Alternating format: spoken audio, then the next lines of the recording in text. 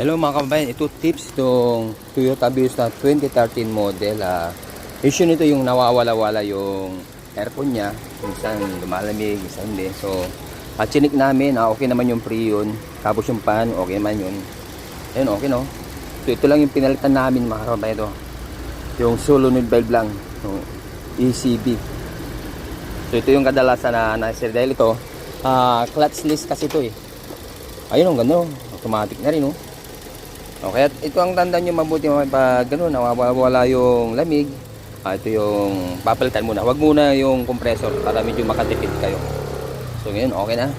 80% ito ang kadalasan na sira.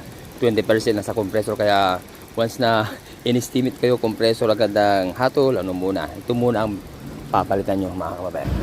Ayos na? Ayun na si bro. Happy na si boss. Thank you. Ayun o. Good. Ayos, good. Thank you. Paano nyo nalaman nung pwesto namin, boss? Ha? Okay. Ha? Ng live. Isa nga po nagko-comment ako. Sinasagot niyo naman po. Inantay ko lang siyang umuwi bago pumunta dito. Anong pangalan niyo, ma'am? Micaela po. Micaela. Taga saan po? Rizal pa po kami. Sa Rizal pa, Nguno. Wow.